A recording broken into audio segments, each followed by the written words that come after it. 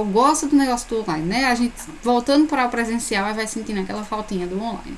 Hoje a gente vai ter um debate duplo, eu vou tentar correr, porque sedentarismo e a inclusão dos esportes. O sedentarismo eu acho um tema que, embora pareça mais fácil, eu particularmente acho ele mais difícil. A definição do sedentarismo é complexa, as consequências são muitas, as teses são também muitas, muito variadas, então eu acho que para o estudante que tá pegando vento no microfone, Chu?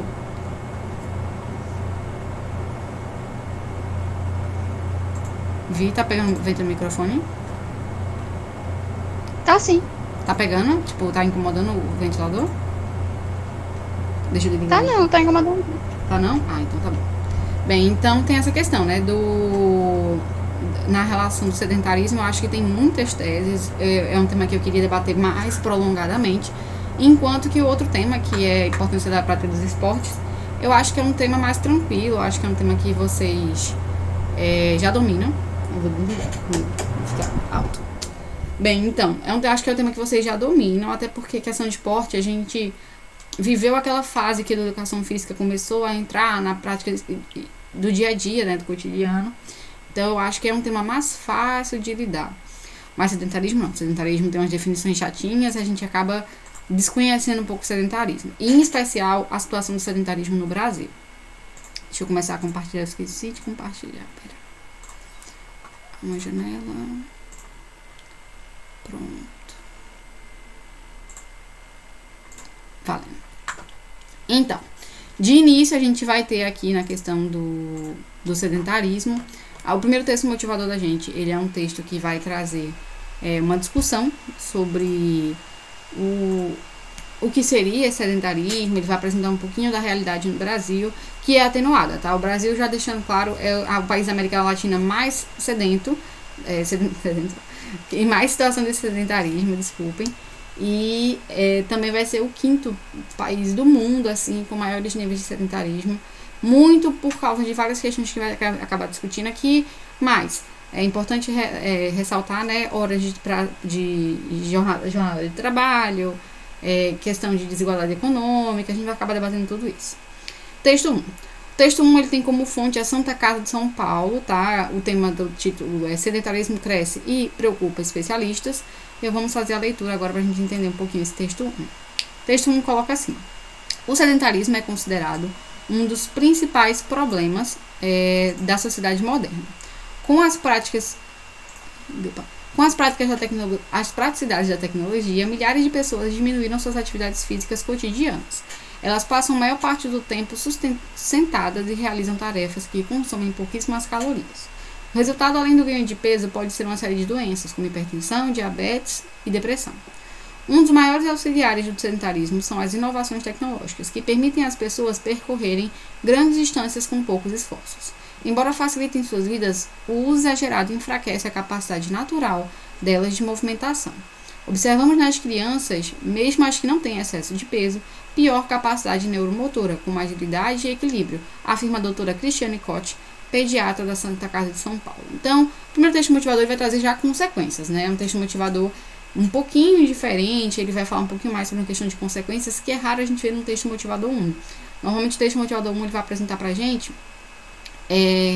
principalmente definições. A definição do sedentarismo é uma coisa complicada, a gente vai acabar debatendo daqui a pouco. Mas assim, é um ponto X, né?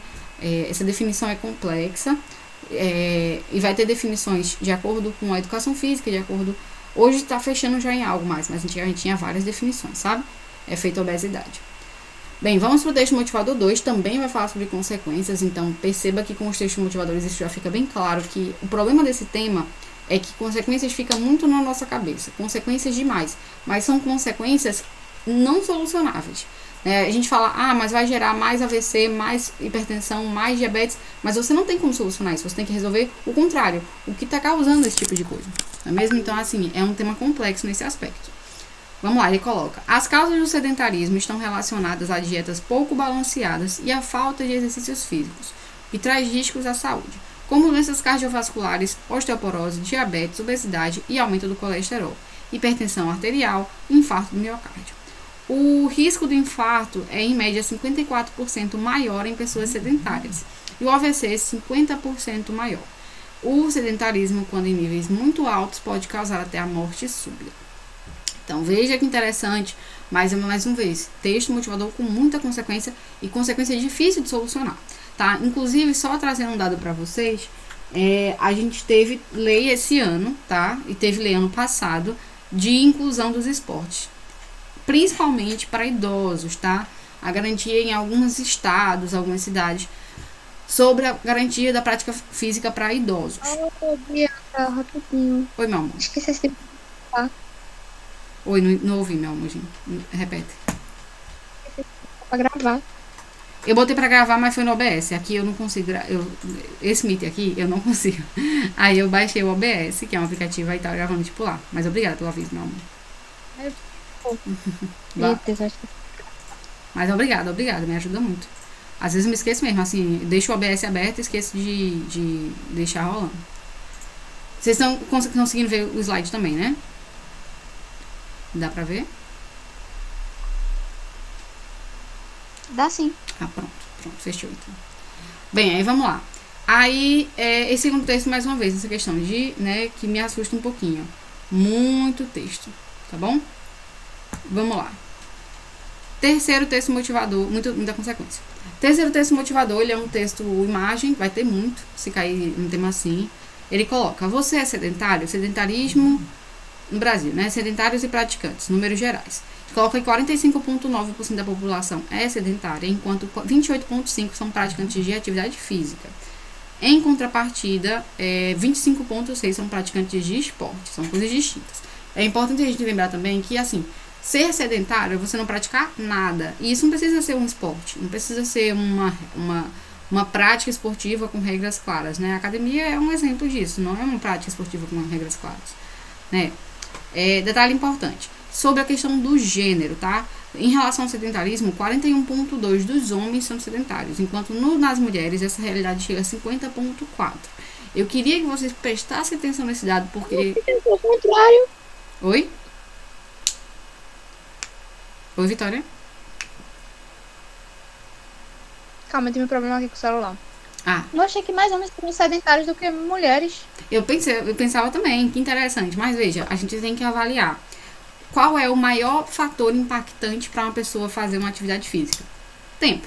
E as mulheres convivem com a dupla jornada, né? Além de trabalhar fora, que hoje é uma realidade para a maioria das mulheres, a gente vai ter em contrapartida o trabalho dentro de casa, de fazer, cuidar dos filhos, arrumar casa, coisas que normalmente não são incumbidas na nossa sociedade aos homens, que faz com que eles sobrem muito mais tempo, né? Isso é um ponto interessante para a gente avaliar.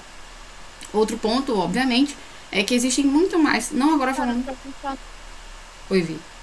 Quando minha mãe, ela trabalhava, que minha mãe era professora, Uhum. até 3 anos atrás, ela começou a caminhar, o quê? Há 2 anos. Quando ela trabalhava, ela não tinha tempo para fazer isso. Exatamente.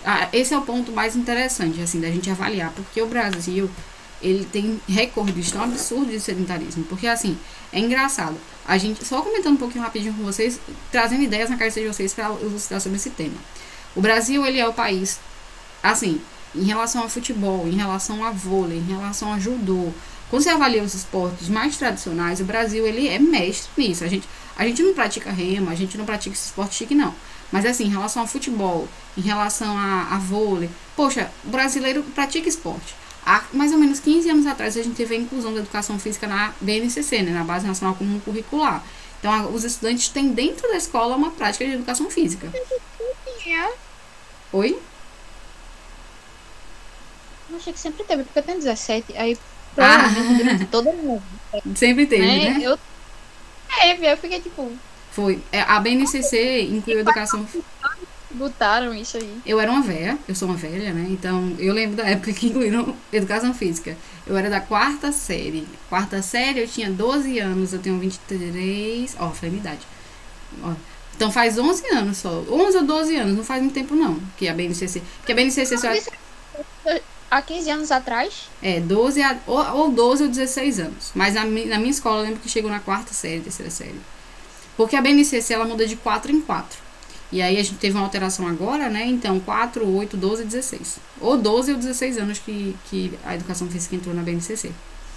E aí não tinha antigamente, não tinha. Era português, matemática, não era obrigatório. E aí a gente incluiu a educação física, então você tem na escola um estímulo a vôlei, a futebol e tal. Então, onde é que está o erro do Brasil para ser o país na América Latina mais sedentário? E não só isso, mas quando você compara com o mundo, o quinto país com o maior nível de sedentarismo no mundo. Onde está o erro? E aí a minha maior, assim, descaradamente, a minha maior crença está relacionada principalmente a tempo. A gente não compara muito a nossa realidade de alguns aspectos em relação a outros países, mas o Brasil tem a maior carga horária da América Latina de trabalho. Tá? As 44 horas semanais que existem aqui, que estão liberadas na nossa CLT, não existem em outros países. Tá? Eu vou só confirmar aqui, mas se eu não me engano, na Argentina, a carga horária semanal são de 36 ou é 32. Então, vê, uma redução de 12, 16 horas semanais. Deixa eu só confirmar aqui, carga horária argentina. Então, é uma redução que propicia ao indivíduo, né, ao praticante, uma carga de horário, tá bom? Então, a gente fica assim meio chocado quando a gente compara com a nossa realidade, tá bom? Vamos lá. Bem, próximo texto motivador. Deixa eu só comparar aqui, que eu tô curiosa com essa questão. Texto 4. O sedentarismo é mais perigoso para a saúde do que a obesidade. Só corrigindo, eu tava falando... a Argentina não era a Argentina, era o Uruguai. Agora, a Argentina tem uma carga horária um pouquinho maior e eu confirmei aqui, o Chile tem menor também. Tá? Agora, 44 horas e mais do que isso, realmente, só o Brasil e a América... Só o Brasil e a Argentina, na América Latina, tá bom? Vamos lá. Isso, claro, no setor industrial. Os outros setores já reduzem. Vamos, texto 4. O sedentarismo é mais perigoso para a saúde do que a obesidade. Um estudo publicado no periódico American Journal of Clinical Nutrition concluiu que a falta de exercícios físicos aparece relacionada a 2 vezes mais mortes do que a obesidade. A conclusão foi feita a partir da observação de 334.161 homens e mulheres europeus durante 12 anos. Então, veja, um estudo bem longo, com um N gigantesco, assim. A gente avalia a qualidade de um estudo, gente, de científico, vocês vão conhecer isso daqui a pouquinho, daqui a pouco vocês estão na faculdade, através desse N. Então, qual é o N dessa população? Qual o tamanho dessa amostra estudada? Veja que não foi pegar 10, 15 pessoas, não. 300 mil pessoas durante 12 anos. Né, e avaliaram o desenvolvimento clínico dessa pessoa. Então, ele coloca pra gente. A conclusão foi feita a partir da observação da total, né? Estima-se que 9,2 milhões de mortes anuais sejam atribuídas das 9,2, né? 337 mil são atribuídas à obesidade. E em relação à inatividade física, esse número dobra, né? Vai para 676 mil, tá? Para finalizar, o texto 5, ele coloca aí o tiozinho ligando o controle, né? Subindo a escada rolante, saindo de casa de carro, esperando no elevador, mas indo para a academia. Isso é outra graça. Isso, assim, isso para mim é mandatório, assim. A gente tem pouca educação em saúde, tá? De maneira geral. Então, sintetizando. As pessoas acham que para emagrecer tem que fazer atividade física. Que não é, tá? O melhor amigo do emagrecimento é a dieta. Eu sempre gosto de trazer essa notícia para vocês.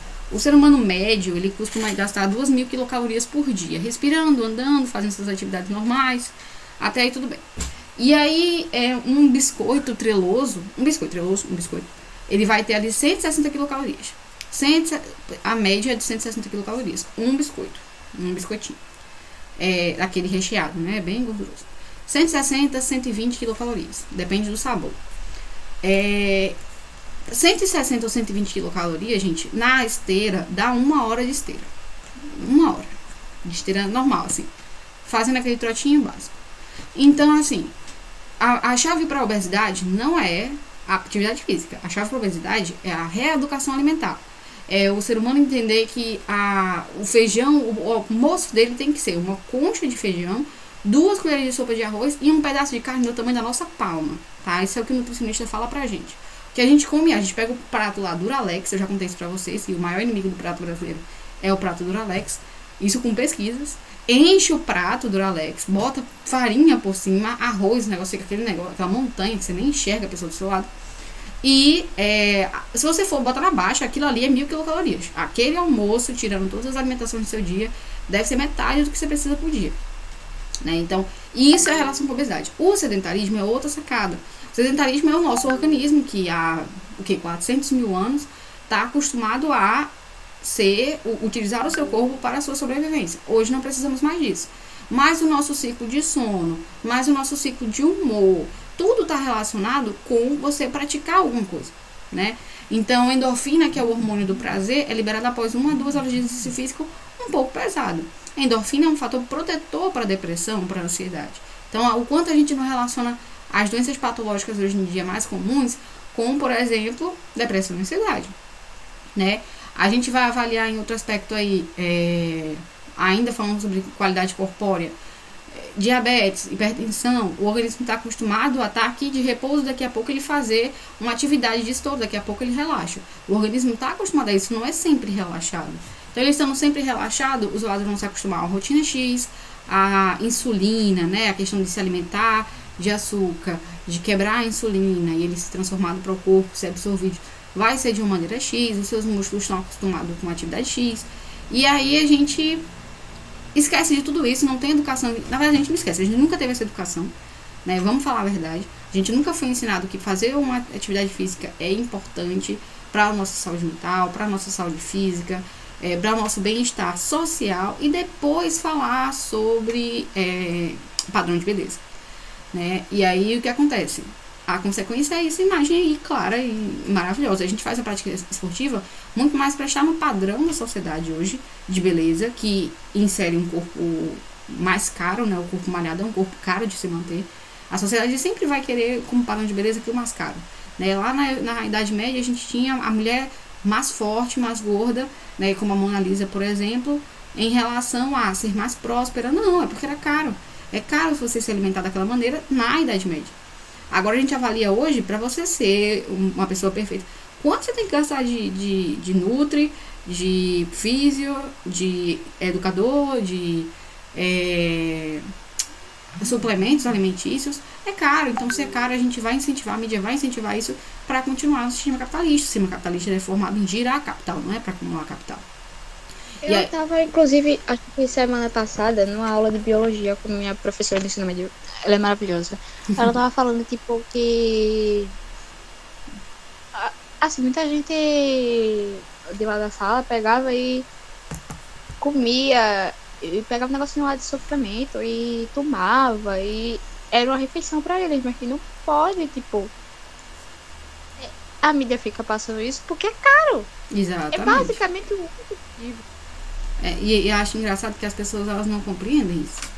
Elas é realmente nada. Assim, a aquariana aqui vai me entender. A gente tem que analisar tudo na nossa sociedade. Entendeu? A gente tem que analisar os porquês ali da vida. Porque o abençoado tem um tio que é assim. Que ele vai todo dia, 5 da manhã, pra academia pra tirar uma foto. Eu acho engraçado que eu sou muito perceptível. Eu olho 2 minutos de esteira. Ele já tá tirando lá a foto. Mas ele vai comprar pão de carro, minha gente. Pão assim, na esquina de carro. Ele prefere abrir a garagem, tirar o carro, dirigir por 1 minuto, descer. Caraca, olha a hipocrisia. Mas muito mais porque... E outra, não é uma prática, isso não vai ser uma prática esportiva que vai trazer bem-estar para a pessoa. Né? As pessoas têm que se adequar às práticas esportivas que são mais interessantes. Todo esporte não é igual. Existe esporte de impacto, como, por exemplo, academia... judô, jiu-jitsu, são esportes de impacto, então são esportes que você vai ter que ter um corpo X antes de iniciar esse esporte. Caso contrário, vamos lá, eu peso 200 quilos e estou tentando aqui fazer uma esteira. Se eu estou pesando 200 quilos e eu estou fazendo esteira, eu estou jogando 200 quilos por segundo na minha perna. Perna 1, perna 2, 200 quilos, 200 quilos. Não! Prática de pula corda. Pula corda, velho, você tá pegando a gravidade, jogando o seu peso pra cima, jogando pra baixo novamente, a favor da gravidade, e achando que sua perna vai aguentar. Aí a pessoa quer fazer, não vou fazer corda porque corda é tranquilo. Vai lascar a sua perna. Se você não for uma criança de 10 anos, de 5 anos, vai lascar a sua perna. Você não tem uma estrutura física ainda pra isso. Né? Não só o esporte tem um momento correto quando se fazer, mas qual esporte é mais interessante para você? Tem gente que gosta de esportes mais coletivos, futebol, vôlei, gosta daquela interação social. Tem gente que gosta de esportes mais isolados, aí cabe uma academia, aí cabe uma corrida, aí cabe até judô, jiu-jitsu. Oi, Vitória, pode falar. Eu falei andar de bicicleta. Isso, com certeza, andar de bicicleta, vai ter outros meios para você. Então, assim, virou um frisson, não existe capacidade crítica na sociedade, sabe? A questão é essa. Eu tenho uma tia minha que toda vez ela entra na academia, toda semana ela sai. Toda semana ela entra e sai, entra e sai. Ela vai um dia e desiste. Aí depois tira a matrícula, depois bota a matrícula de novo. Eu já falei mil vezes, minha filha, você não é de fazer academia. Ah, porque eu me sinto incomodada com as pessoas olhando, não sei o quê. Então, sua prática não é esse tipo de esporte. Vai fazer um esporte mais individual, pega a bicicleta, vai dar uma corridinha, sem muito impacto no joelho, sem muito impacto no pé, na perna. Sabe? A gente tem que ter um pouquinho de atividade, capacidade de crítica antes de fazer as coisas. E tudo isso volta em educação em saúde. As pessoas não são educadas em saúde o suficiente. Outro ponto interessante do sedentarismo. Se eu não gosto de uma prática física, eu tenho que correr atrás de outras, que eu me adapte melhor. Sabe? Essa é a questão. Bem, então, trazendo essas ideias todas aqui, a gente vai falar um pouquinho agora sobre sedentarismo de fato, tá? Demorou muito para chegar na ideia de sedentarismo. O que é sedentarismo? Vamos fechar aqui. Lembrando, como eu já falei, as várias repercussões do sedentarismo está associada com o nosso corpo, né? Ele ter sido criado para viver em embate. Então a gente passou 400 mil anos dessa maneira. Acho engraçado que a gente agora está começando a comer comida processada, né? Faz uns 2.000 anos que a gente começou a comer comida mais processada, assim, comida mais caseira, digamos, com um certo cozimento. Faz 2.000 anos mais ou menos que a gente utiliza 2 a 4.000 anos, né? A questão do fogo para alimentação. Então, agora que algumas pessoas não têm o dentiqueiro, vão perder um pouquinho do tamanho dos caninos, né? Veja, agora estamos passando pelo processo de adaptação que começou há 4.000 anos atrás. Quiçá parar de utilizar o seu corpo, efetivamente utilizar mais o cérebro, por exemplo. Então, assim, vamos ter que entender que o sedentarismo ele vai afetar o nosso organismo, porque o ser humano foi feito para isto, tá? A gente fala muito sobre instinto, é o instinto do ser humano. Tá? Instinto não, né? É a formatação corpórea para isto. Então, a gente vai ter que se adaptar. Ou se adapta, é o que o sistema faz. A gente sabe muito bem o que a biologia diz pra gente. Então, definição. O Colégio Americano de Medicina do Esporte, tá? Ele define o sedentarismo como uma prática de atividade física inferior a 150 minutos por semana. 150 minutos por semana. Considerando que a semana tem 5 dias, basicamente, final de semana eu não considero para praticantes mesmo. A gente vai ter 30 minutos por dia, né? E se essa prática for feita 3 vezes por semana, 50 minutos por dia, tá? Então, isso aí vai ser para a população de 18 a 60 anos. Antes disso, a gente não considera sedentarismo, é sedentarismo infantil, a pegada é outra, tá? Porque as aplicações são um pouquinho diferentes. Sobre os dados estatísticos, o IBGE, aí vem o que eu queria chamar a atenção de vocês, o que eu acho chocante, e o motivo pelo qual o sedentarismo pode cair é isso, tá? A gente vai... Sim, tipo... Oi, mamãe. Sobre a questão de menores de 18, assim, desde que eu tô com 12 anos, eu passo o quê? O dia inteiro na escola, né? Se eu quisesse, tipo assim, não é se quisesse. Se eu fosse de bicicleta ou andando, beleza. Mas como eu vou de carro normalmente, nem que eu quiser pra fazer. E assim, há muito tempo, acho que foi em 2000, em 2000 teve um acordo que fechava que ia haver práticas de educação física em todas as escolas. E isso para combater exatamente isso que a Vitória está falando, sedentarismo infantil. Aí o sedentarismo infantil... Mas tem educação física teórica também, tipo, Sim. Tem vezes que o professor não quer dar aula prática. Aí ele passa 2 horas teóricas. Aí vem a grande bronca. Em tese, isso não poderia acontecer. Tipo, de acordo, isso é um acordo, gente, educacional, é um acordo. Não quer dizer que vai ser cumprido, mas é um acordo. De acordo com essa ideia, as crianças, a responsabilidade da prática física das crianças é da escola. Entendeu? Aí no Brasil, eles fazem um pouquinho diferente. Eles colocam assim, balé, você quer balé, você paga. Entendeu? R$40, R$30, R$50. Você quer futebol, você paga. Mas o acordo que foi acertado pelas práticas educacionais e médicas é que as pessoas com menos de 18 anos, a responsabilidade de prática esportiva é da escola. A escola, a educação, tem que prover ao estudante essa prática, sabe? Embora o correto seja a educação física ser uma... particular? Oi? Até particular. Mas assim, o que é que seria? O que acontece? Eu paguei minha vida inteira por balé. Não, mas eles não fazem. Infelizmente, eles não fazem isso, né? O Brasil assinou esse acordo com metas, entendeu? Aí, assim, se essas metas foram cumpridas, não. O que acontece é que eles tentam prover ali uma atividade física mas não ocorre. O certo era que a educação física fosse uma coisa, né? A gente ia aprender sobre educação sexual, educação alimentar, educação física, obviamente, consequências, isso na aula de educação física. Isso com esse acordo que o Brasil assinou faz um tempinho já, depois eu mando pra vocês esse acordo. Foi na década de 2000, era uma virada do milênio, as metas do milênio. E dentro da escola, existisse a oferta de atividade física para garantir que não existe sedentarismo infantil. Mas enquanto o indivíduo não tem mais do que 18 anos, a gente não considera como sedentarismo. Justamente por isso que o Vitória está falando. Tá? Até tal idade, a culpa é do Estado. Bem, vamos lá.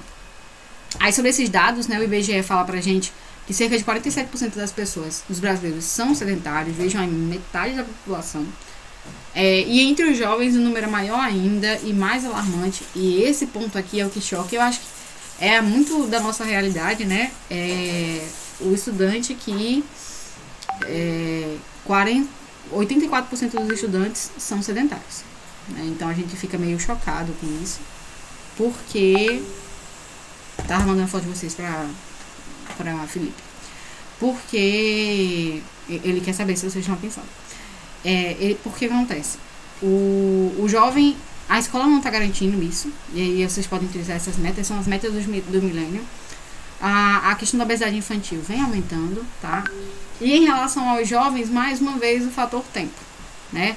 Agora, sendo um contraponto, será que o jovem brasileiro tem tempo, não tem tempo, ou ele realmente não tem interesse, né? Queria dar umas situações interessantes para vocês aqui, que é a questão da prática de educação física dentro das escolas. Não sei vocês, mas na minha escola, a escola se dividia em quem queria fazer a educação física e quem não queria fazer educação física. E quem não queria arranjava as N mil desculpas do universo. Foram pessoas que nunca foram muito estimuladas a fazer um esporte. E aí vem essa questão, será que é uma escolha fazer um esporte ou não é uma escolha fazer um esporte? Diferente de uma prática desportiva, né? Todo mundo tem essa obrigação? São questões que a gente pode se encarar. Para a OMS, o Brasil é o país mais sedentário da América Latina, como já tinha falado, e ocupa a 5ª posição no ranking mundial. Sobre o ano desse dado atual, tá? 2021, todos os dados. Tirando o IBGE, que é 2020. E para a OMS também, até 5 milhões de mortes por ano podem ser evitadas se a população global fosse mais ativa. Tá? Então, bora lá. Repertórios socioculturais. Primeiramente, queria trazer alguns dados para vocês, né, que seriam as consequências. A gente falou tanto sobre consequências, a gente trazer essas consequências aqui. A prática de exercícios físicos é fundamental para prevenir e ajudar o controle de doenças cardíacas, diabetes tipo 2 e câncer. Tá? Porque assim, essas doenças elas estão relacionadas com o metabolismo X do corpo humano que não está sendo respeitado. Os neurologistas e psicólogos salientam que movimentar-se reduz sintomas de depressão, ansiedade, declínio cognitivo, aprimoramento da memória e estímulo da saúde cerebral. Aí lembrar, né, que a atividade física ela estimula o hormônio do prazer, né, a endorfina, que vai prevenir a questão da depressão, da ansiedade, do burnout. O burnout, inclusive, é justamente o desequilíbrio entre a quantidade de endorfina, que é o hormônio do prazer, e o cortisol, que é o hormônio do estresse. Esse desequilíbrio gera o burnout, né, que é aquela síndrome do cansaço extremo. Então, vejam como são pontos a gente conhecer, né? Muitas vezes, vocês devem conhecer pessoas que estão próximas à depressão ou já passaram por algo parecido. Pode pensar, essa pessoa não faz uma atividade física. Não faz, estou garantindo, tá? Porque a depressão, ela vai ser uma relação da baixa de serotonina, que é um hormônio cerebral também, e estimulado, pré-feito pela endorfina. Então, quando o indivíduo não tem endorfina, ele não gera serotonina, a queda de serotonina causa depressão. Tanto é que o medicamento, né, que a gente dá para o paciente com depressão é o inibidor da recaptação de serotonina, ou seja, eu inibo que a serotonina seja retirada do cérebro, então eu vou tentar acumular a serotonina ali, justamente porque aquela pessoa não tem, tá? E aí a endorfina, que é liberada tanto com relaxamento, com atividade física, com drogas, infelizmente, também, drogas de abuso, só que as drogas de abuso, elas não fazem mais endorfina, elas liberam mais, então a pessoa tem aquele pico de, nossa, que massa, e depois ela vai passar alguns dias tendo um feedback negativo, então fica bem letárgica, bem ruimzinha. Então, vejam como a gente pode relacionar isso diretamente com a depressão, sabe? Fisiopatologia direta. E aí, melhor remédio que você pode indicar para uma pessoa dessa, atividade física. Vê que complicado. E não temos educação em saúde suficiente. E o pior, chega com um paciente depressivo e fala, rapaz, faça uma atividade física, vai melhorar muito a sua vida.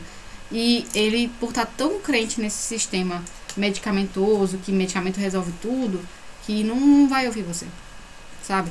Isso tem que começar lá na escola, como estudante começando a ouvir falar que a ansiedade e depressão que ele está tendo é por causa de falta de atividade física, sabe? É bem complicado. E até, desculpem salientar esse ponto, mas dentro da escola mesmo a gente consegue observar aqueles estudantes que são mais quietinhos, que são mais tristinhos, que são mais sad boys, né? Que agora vocês usam esse termo sad boy, que eu descobri em sala de aula, são aquelas pessoas que não gostam de praticar atividade física, são aquelas pessoas que não têm uma alimentação regulada. Então, tudo isso influencia e a gente tem que conseguir intermediar, conseguir intervir nesse tipo de prática, tá? Além disso, continuando agora sobre filosofia e sociologia, Platão e Hipócrates já falavam sobre a importância da atividade física no campo filosófico há muitos anos, tá? Platão coloca pra gente que a falta de atividade física destrói a boa condição de qualquer ser humano, enquanto o movimento e o exercício físico metódico o salva e o persevera. Então, assim, o Platão, o pai da filosofia moderna, na qual nos baseamos até hoje, já falava isso e a gente não confirma. Em relação a Hipócrates, pai da medicina, colocava: falando genericamente, todas as partes do corpo que têm uma função, se usadas com moderação e exercitadas no labor ao qual estão acostumadas, tornam-se em consequências saudáveis, bem desenvolvidas e envelhecem devagar. Mas, se deixadas sem uso e ociosas, elas tornam-se expostas a doenças defeituosas no crescimento e envelhecem rapidamente. Então, assim, já é algo muito previamente citado. Repertórios socioculturais de filmes, eu sei que vocês têm vários, assim, mas a gente trazer 3 exemplos interessantes, que seriam Wall-E, Fantástica Fábrica de Chocolates e Clique. Em Wall-E, primeiramente, obviamente, a gente vai ter aquela relação da falta de atividade física com a obesidade, mas não é só com a obesidade.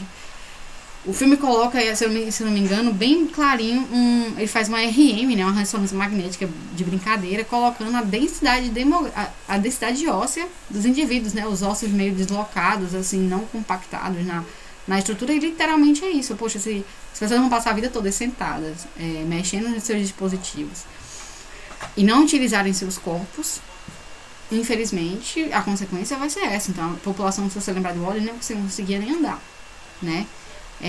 E nada mais, nada menos do que um planinho, né, do cara que estabeleceu a máquina, que fez lá a máquina do Wall-E, um plano dele para que os indivíduos continuassem controlados e nunca saíssem das máquinas. Interessante.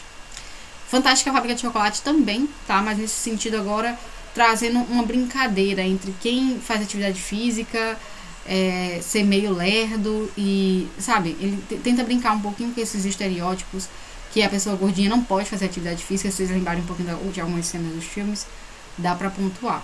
Ao final, Clique com certeza, né? Clique vai fazer um contraponto até bem interessante, que seria a questão da obesidade ser uma consequência do trabalho, né? E quer queira, quer não, do sedentarismo.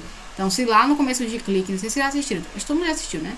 O Adam Sandler lá, o personagem principal, a mulher dele aconselhava, vai fazer um esporte, não sei o que, se alimente direito.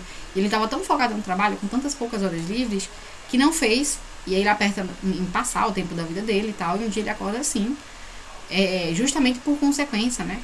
Da questão do tempo em ocupação no trabalho, da falta de atividade física, da falta de ouvir conselhos, e isso vem trazer consequências. Se eu não me engano, no final do filme ele morre com um infarto miocárdio, e ele se arrepende de não ter feito atividade física, de não ter curtido um pouco mais a vida e tal. É um filme muito interessante. Nessa pegada de sedentarismo eu colocava, tá?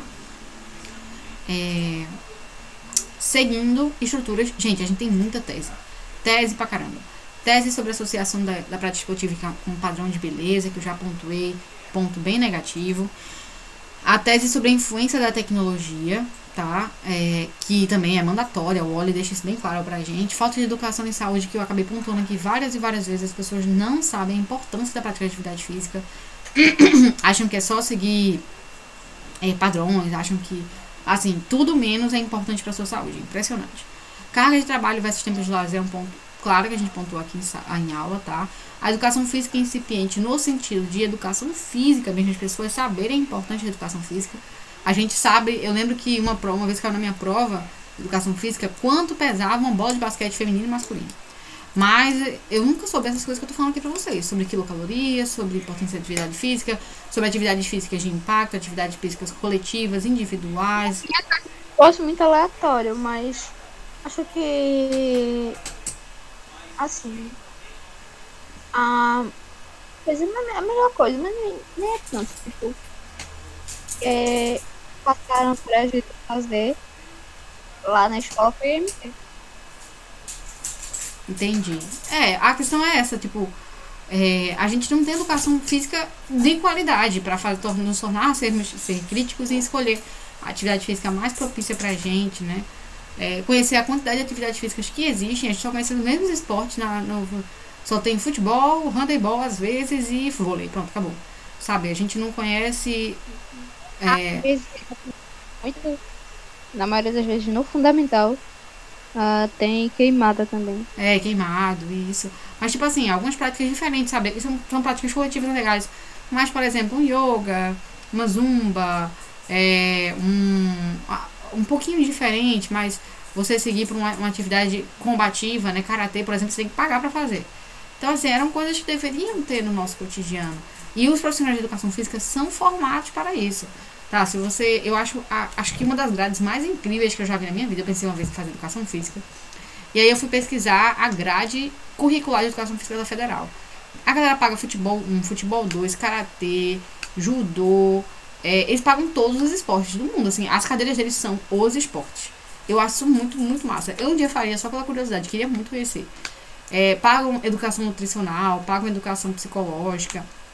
E eu não vejo esse potencial de profissional sendo aproveitado no mercado, sabe? E muito assim, às vezes a escola não dá abertura para isso mesmo, sabe? De não dar oportunidade, de vamos ficar no padrãozinho mesmo, infelizmente.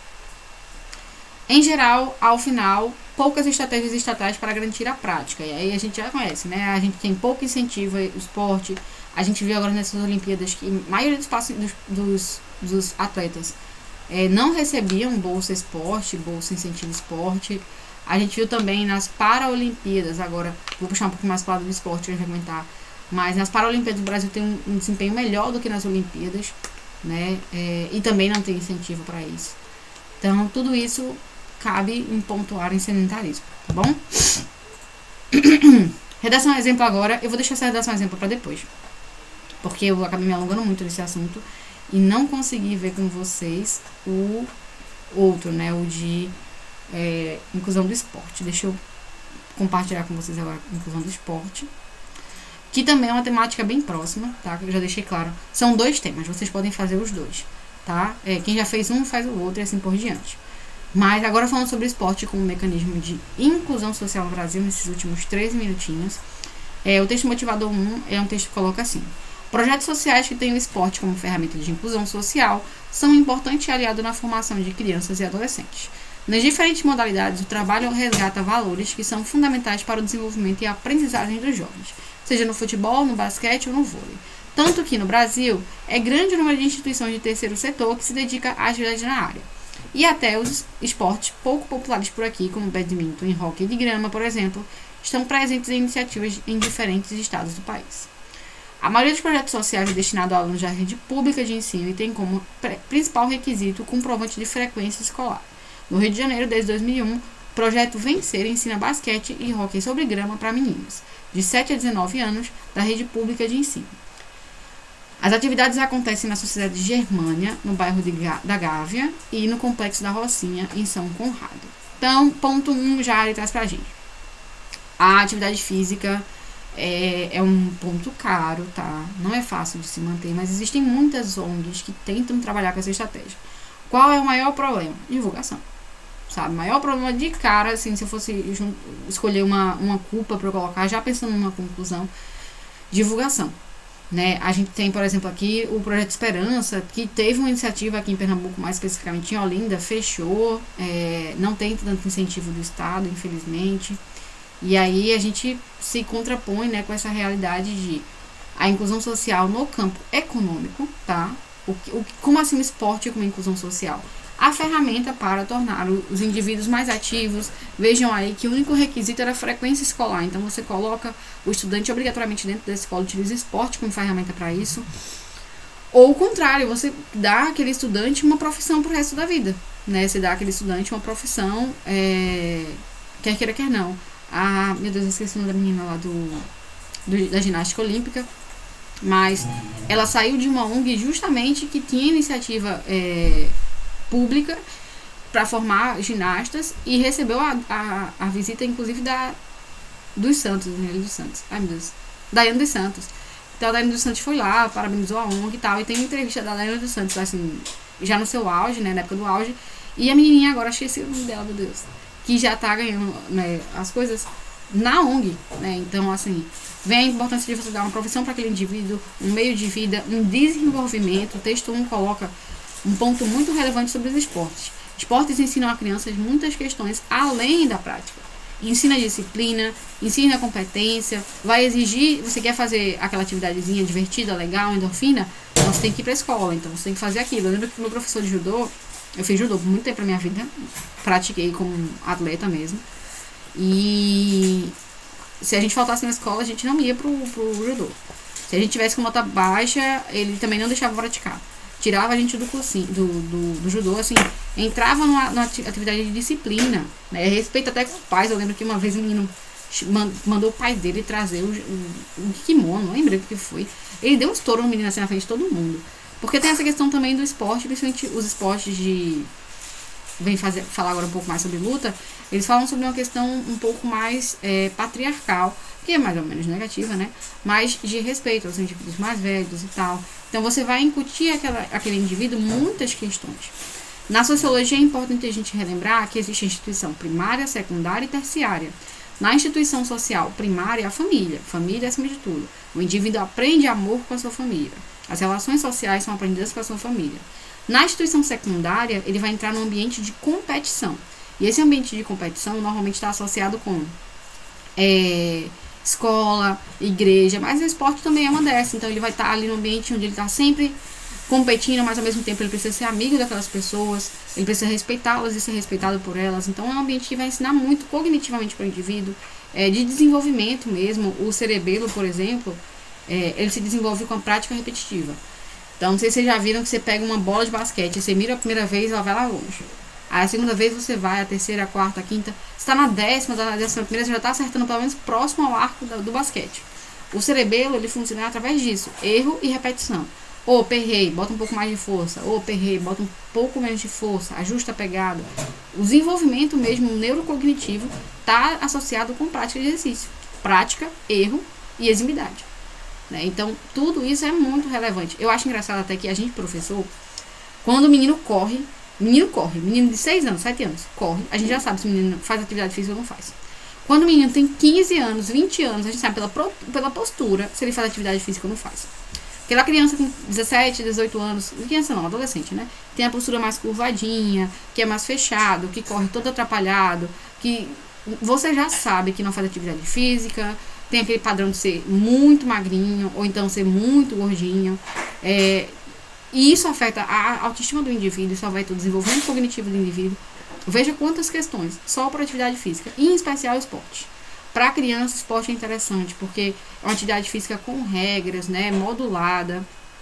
Também é importante a gente lembrar que as atividades esportivas, elas podem trazer inclusão também para deficiente, tá? Então, se eu coloco lá um basquete e eu tenho estudante cadeirante muitas vezes joga basquete até melhor do que o estudante convencional. E eu consigo colocar uma atividade esportiva com todo mundo incluído, tá? Então é importante ter inclusão social, não é só socioeconômica, não é só neurocognitiva, mas também está associada com os deficientes, tá? São teses interessantes para a gente trazer.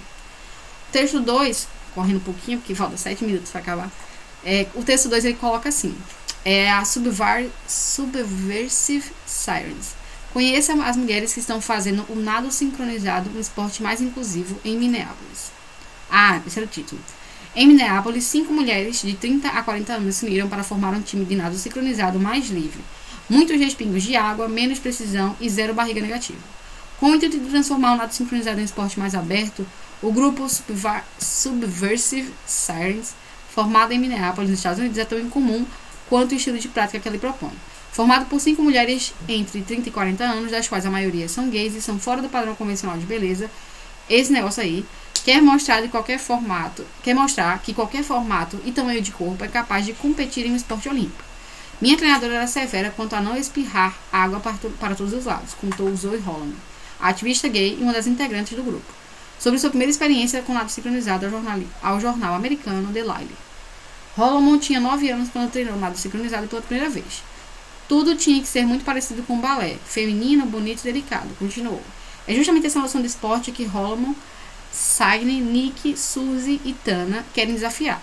Nós respeitamos as mulheres que fizeram no nado sincronizado antes de nós, mas definitivamente queremos explodir toda a ideia de que você tem que fazer de um jeito certo. Aí vem outro ponto interessante dos esportes, né? A gente tem uma incumbição sexista dentro dos esportes que precisa ser combatida. Teve agora, por exemplo, acho que foi no nado sincronizado, teve também na natação de maneira geral, as mulheres se voltando a não querer utilizar certo tipo de roupa. Teve no vôlei de praia também, roupas que estão ali focadas muito mais na sexualização feminina do que no conforto na prática física, né? E aí aquele tradicional, os homens usam normalmente uma bermuda, né, mais longa e uma blusa coberta e um boné. As meninas não, tem que utilizar, estava escrito lá que elas tinham que utilizar uma espécie de sutiã, tá? E uma calcinha ou um short curto. E as mulheres se voltaram para esse sistema, queriam utilizar a roupa que fosse mais agregasse a elas. Às vezes que trouxesse mais conforto, porque quer queira, quer não, faz calor, você vai querer utilizar uma roupa ali, um tipo de tecido que ele vai tentar fazer você refrescar um pouco mais. E as mulheres não tinham essa abertura. Então também existe dentro do esporte algumas práticas sexistas que a gente precisa ficar atento. Não só isso, mas ser mais abertos, né? Poxa, aqui no Brasil o futebol feminino é uma questão que se discute há anos, né? A pessoa com mais títulos de melhor jogadora do mundo foi a Marta. E é com certeza, assim, mandatoriamente a que menos recebe dinheiro dentre todos que já ganhou, né, esse título, dentre todos os homens. Então, existem determinações sexistas que a gente precisa também pensar como tese para nossa redação. Ao final, o texto 3 é uma imagenzinha que traz isso que eu falei para vocês, né? Então, algumas práticas esportivas, o importante da inclusão social também vai estar associada ao público deficiente. Você sempre pode incluir eles. Em relação aos dados estatísticos, faltam 4 minutinhos, vou correr. É importante relembrar que o perfil do praticante no Brasil, tá? 25,6% das pessoas praticam futebol ou vôlei, enquanto 28,5% fazem caminhada, corrida ou academia, tá? Isso aí foi um dado que eu já tinha mostrado pra vocês, mas assim, redesenhando ele no ponto do esporte. Então não é um ponto tão comum da sociedade brasileira em especial, mas faz-se menos esportes do que atividades físicas, né?